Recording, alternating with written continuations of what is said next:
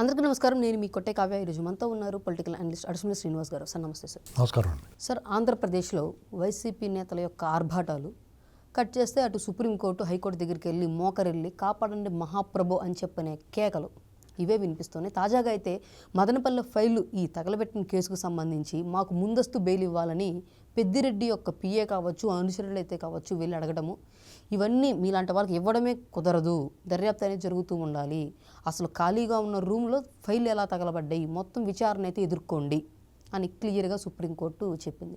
So ఇట్లా YCP నేతలు supreme court దాకా వెళ్ళడము, మేము బెయిల్ ఇవ్వం పో అని చెప్పిన మొహానే చెప్పడము, అనేక ఘటనలు జరుగుతూనే ఉన్నాయి. అసలు ఈ మదనపల్లె ఫైల్ కేసు ఏంటి, అది ఎందుకు సుప్రీం దాకా వెళ్ళాల్సి వచ్చింది సార్? ఇప్పుడు వీళ్ళు భూ కబ్జాలు చేశారు కదా. అవును సార్. ప్రభుత్వ భూముల్ని, ప్రైవేటు భూముల్ని వీళ్ళు కంప్లీట్గా వాళ్ళ హ్యాండ్ ఓవర్లో తీసేసుకుని కబ్జా చేస్తారు. ఓకే. దానికి సంబంధించిన ఫైల్స్ అన్నీ కూడా ప్రభుత్వం మారిన తగలెట్టేశారు.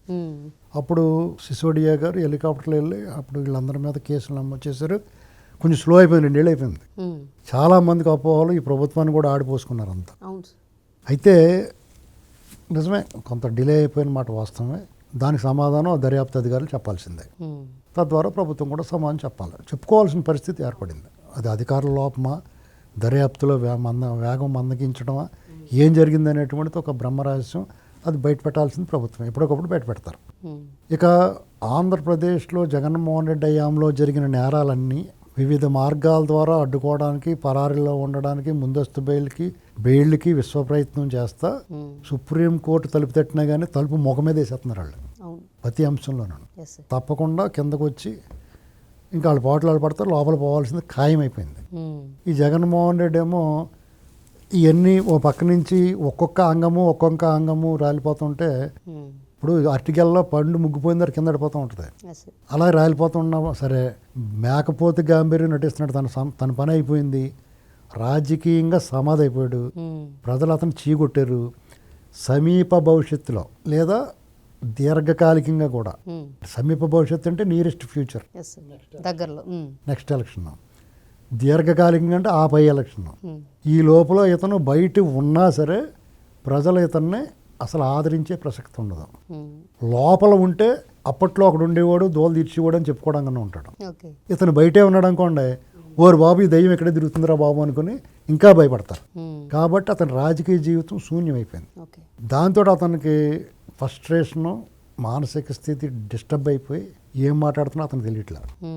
వచ్చి అప్పుడప్పుడు 15 రోజులకి ఒకసారి వచ్చి మాట్లాడి మనలాంటి వాళ్ళకి సోషల్ మీడియాకు మంచి మెటీరియల్ ఇచ్చిపోతున్నాడు. మనకేం ఊసిపోవట్లేదండి, అర్థమైందండి.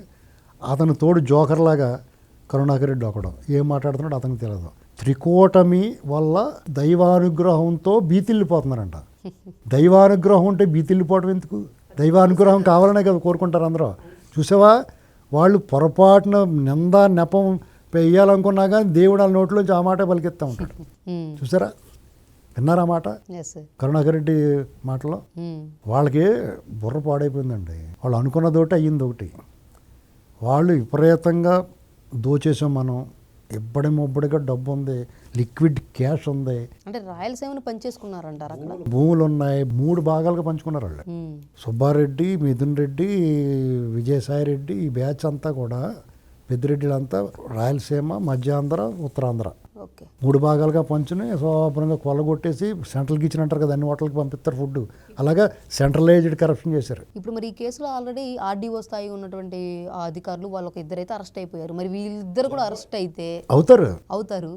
వాళ్ళు ఎక్కడ తప్పించుకుంటారు? ఇప్పుడు వాళ్ళు తప్పించుకునే మార్గాల్లో విశ్వ ప్రయత్నం చేసుకుంటూ వస్తున్నారు. ఇక వాళ్ళకి అన్ని దారులు మూసిపోతుంటే వాళ్ళంతరాలు తలుపులు వేసేసుకుంటున్నారు లోపల పోయి.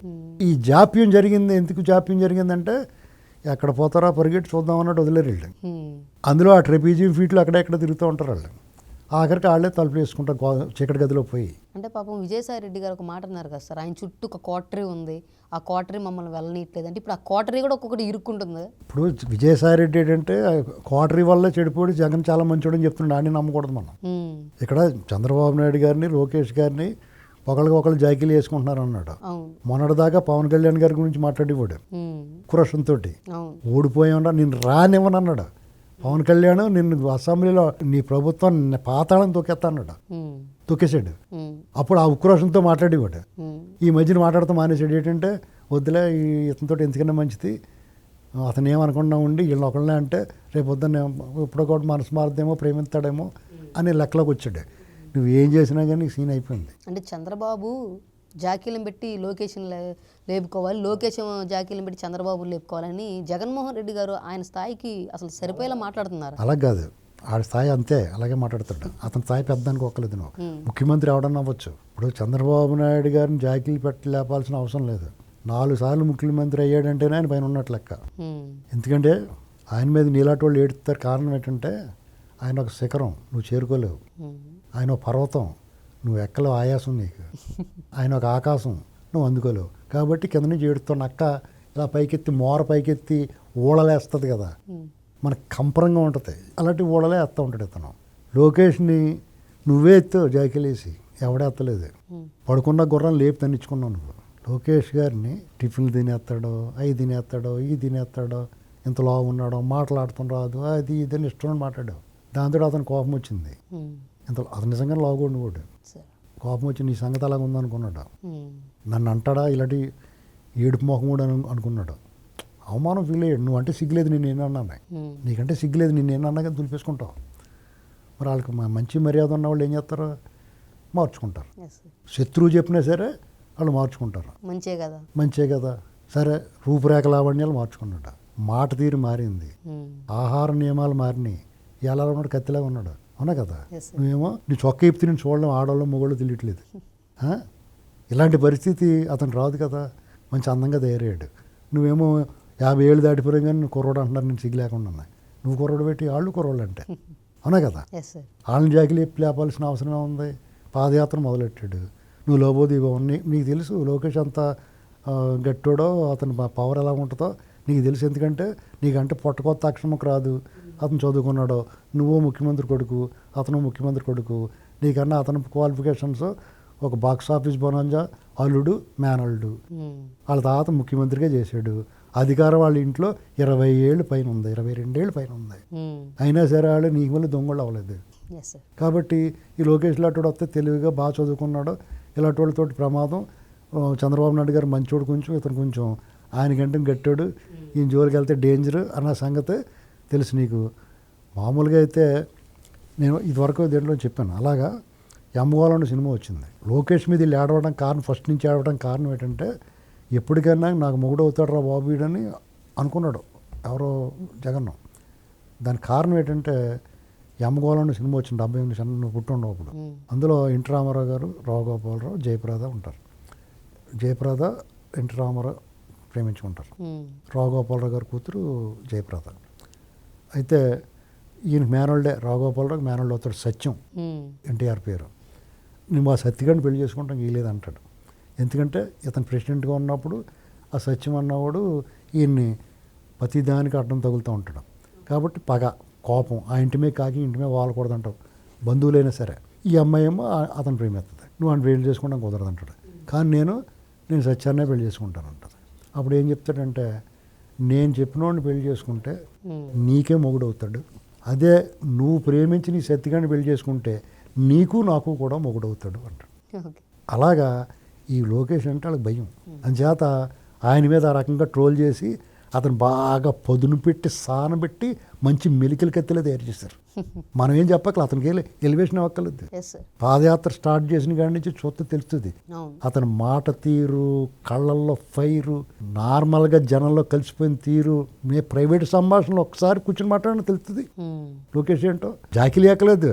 నిజంగా చెప్తున్నాను, ఓపెన్గా నాతో స్వయంగా లోకేష్ గారు చెప్పిన మాట్లాడి తెలుసా, ఆయన గురించి మేము రాస్తాం కదా ఏదోటి, మీ గురించి ఏదో కథనం రాసేవాడిని అంటే నన్ను ఏం లేపక్కర్లేదని చెప్పాడు. మదర్ ప్రామిస్గా చెప్తున్నాను. ఆయనకి అసలు అటువంటి కీర్తి కండుది కానీ నా గురించి ఎలివేషన్ ఇవ్వాలని కానీ అస్సలు ఉండదు అతనికి. నిజంగా ప్రామిస్గా చెప్తున్నాను, నేను దైవ సాక్షిగా చెప్తున్నాను. నీకు భలే నవ్వుతావుగా జగనన్న, నువ్వు ఎంత గొప్పవాడువో జగనన్న, మీ బాబును కూడా ఎక్కడున్నావు రాజన్న పాటలు పాడించుకుంటావు సిగ్గు లేకుండా. నీ మీద ఆ ధర్మశ్రీ అన్నవాడు పద్యాలు పాడుతుంటే ఎన్నో నవ్వుకుంటూ కూర్చున్నావు. నీ కాళ్ళకి పోలికేటయా, వాళ్ళు మనుషులు, రత్నాలు, జాతి రత్నాలు. నువ్వేటి మసిబొగ్గు, నువ్వు గోడ మీద రాసుకుంటా తప్ప పని చేయి, మోక్షణ పొద్దులు కాల్చుకుంటా పని చేస్తావు నువ్వు. అంటే ఎప్పుడు ప్రెస్ మీట్ పెట్టినా సరే ఒక స్టాటిస్టికల్ డేటాతో వచ్చి మరి మాట్లాడుతుంటారు కదా సార్. స్టాటిస్టికల్ డేటా వేయటం అది అక్కడ పొకడి కొనుక్కొచ్చి పొకడి తినేసిన తర్వాత పేపర్ పెట్టుకొచ్చి మాట్లాడుతున్నాడు అతను చెప్పి అన్ని స్టాటిస్టికల్ డేటాలో లేకపోతే కాగ్ రిపోర్ట్లో ఉన్నవాటి వాళ్ళు మాట్లాడే అబద్ధాలకి అసలు అందులో అర్థం ఉంటుంది ఏదైనా అవన్నీ అలా అనుకోవాలని చెప్తాడు. నువ్వు ఆ ట్రాప్లో పడ్డబెట్టి వాళ్ళు చెప్పిన పచ్చి బూతులు అబద్ధాలు అసత్యాలు దుష్ప్రచారం వాళ్ళు అన్నీ వదిలేశారు. సార్, అంటే ఒక ప్రెస్ మీట్ అంటే మీరు అన్నది అనుకుందాము 2, 3, 4 ప్రతిదీ అలా పెడతారు. 2 సంవత్సరాల నుంచి కూడా నీకు మళ్ళీ వచ్చి 3 సంవత్సరాలు కూడా అలా పెడతాడు. నువ్వేం చెప్పగలవు? ఆడు బొంకెత్తుంటే నువ్వేం చేస్తావమ్మా? ఒరే నువ్వు డబ్బులు దొబ్బేశావు నేను దొబ్బలేదు అంటాడు. అని చెప్పించి మార్గం ఏంటి పెడేయమని కొడితే చెప్తాడు. కొట్టినా చెప్పడం ఒకటి అలాంటి కరడు కట్టినాడు. ఎన్ని కేసులు ఉన్నాయి, ఎన్ని లక్షలు కొట్టేసాడు. వాళ్ళ బాబాయిని చంపేసి వాళ్ళు మేము చంపేమంటున్నారు. వాళ్ళు లేదు. ఎవరు చంపేశారు అన్నారు? వాళ్ళు గొడ్డలు ఇచ్చిన నరికేసి గుండెపోటు అన్నారు లేదా? ఇంకా వాళ్ళ మాట ఇంకా నమ్ముతావు నువ్వు? అది ఒకటి చాలదా? అన్నం అంతా చూడాలా? Yes, thank you.